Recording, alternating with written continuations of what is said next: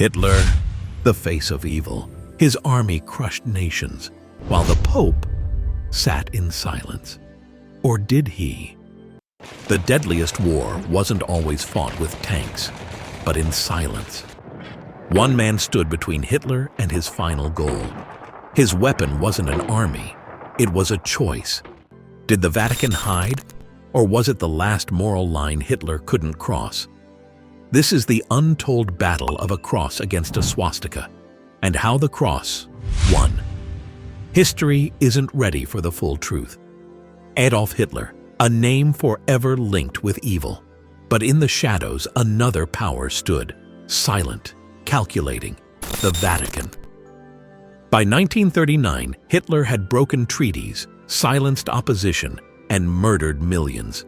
But one enemy remained, the Church.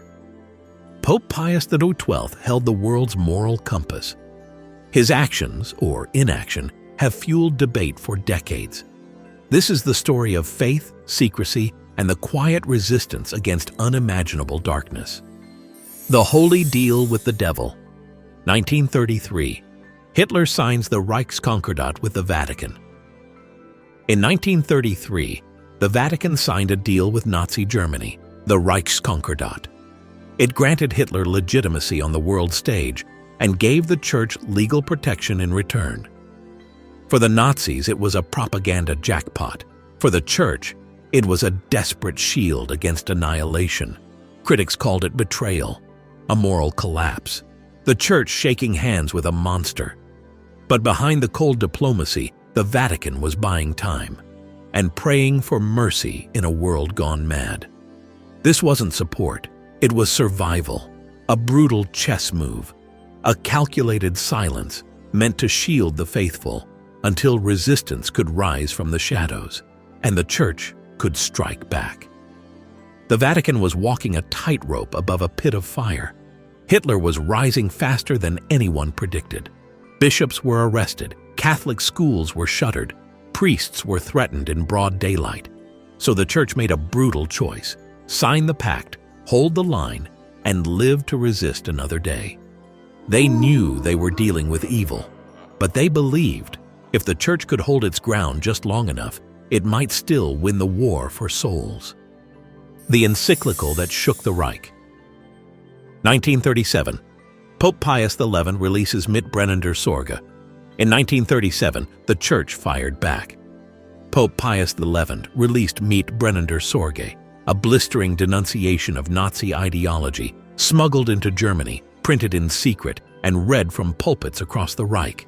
Hitler was furious. Churches were raided. Priests were imprisoned. The Gestapo stormed sanctuaries. Sermons turned into arrest warrants, but the message had been delivered, loud, defiant, and dangerous. For the first time, the Nazi regime saw the Church not as a relic, but as a threat. And the world saw something else. The cross would not kneel. Pius XII, the silent watcher. 1939. Eugenio Pacelli becomes Pope Pius XII. World War II begins. When Pope Pius XI died in 1939, the world lost a voice that had dared to challenge Hitler from the pulpit. His successor, Cardinal Eugenio Pacelli, soon to become Pope Pius XII, was no stranger to the Nazi threat.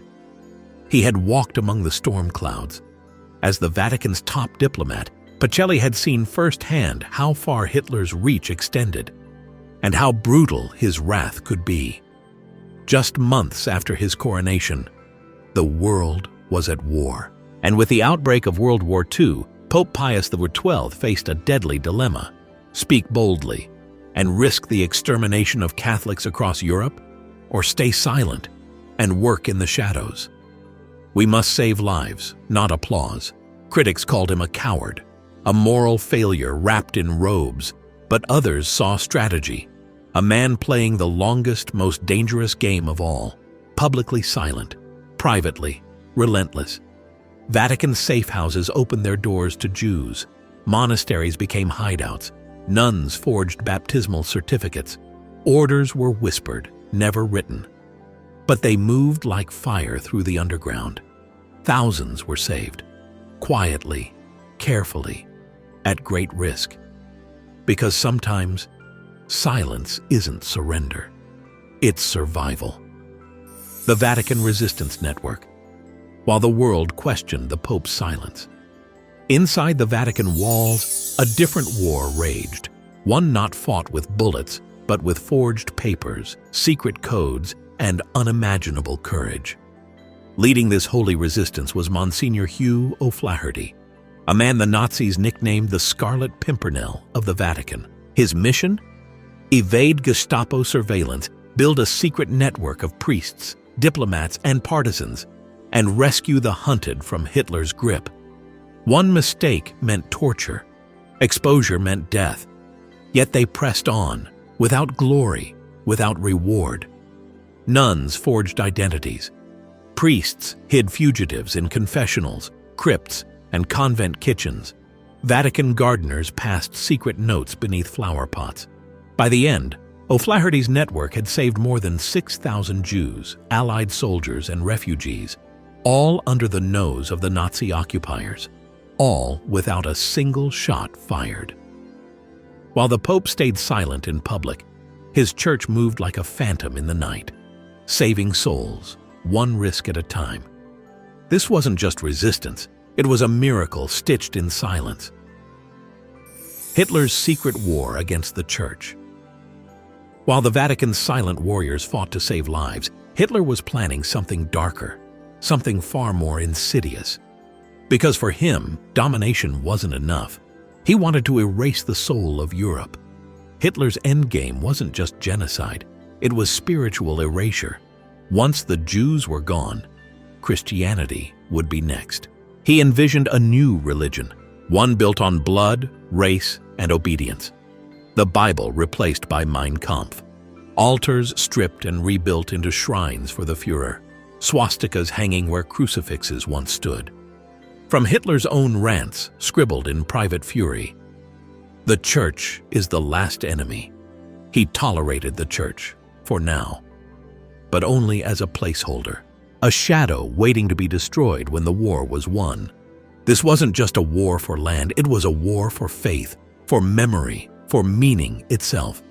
And deep within his twisted vision, Hitler knew, so long as the cross stood, he could never truly conquer.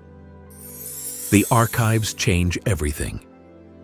Hitler wanted to rewrite the future, but history had one final secret left to reveal.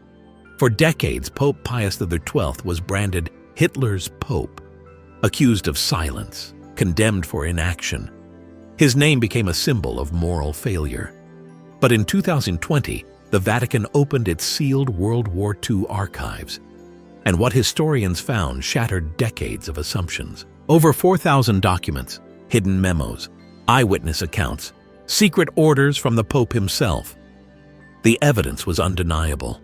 Pius XII knew more and did far more than history ever gave him credit for. Convents were safe houses, monasteries became escape hubs, priests forged IDs under candlelight, Vatican diplomats brokered secret passages across borders. This wasn't about headlines or heroics, it was about survival, strategy, and sacrifice. The world saw silence, but beneath that silence was a symphony of risk, compassion, and quiet defiance. Sometimes the greatest resistance is the one history almost forgets. The climax. There was no holy army, no shining armor, no grand crusade led by the Pope. Instead, a quiet war was fought. Through whispered prayers in darkened confessionals, through sacrificial acts in hidden corners of Rome, behind monastery walls, and in the hearts of countless believers. Was Pius XII a man of inaction, or a strategist working in the shadows? A silent witness to suffering, or the architect of a quiet salvation? To some, his silence appeared as weakness. To others, it was the steady hand of leadership, guiding the Church through one of history's darkest hours and saving thousands in the process. There was no single hero, no simple villain. There was only a faith tested by fire, and a truth hidden beneath silence, a truth that saved lives and stands in defiance of evil. In the face of unspeakable evil, silence is often misunderstood, seen as complicity. But sometimes, silence is the highest form of mercy. When the world called for a voice and history demanded an answer, we're left with one haunting question: is silence ever holy? History was wild. We've got receipts. Oh yeah, the past must be crazy.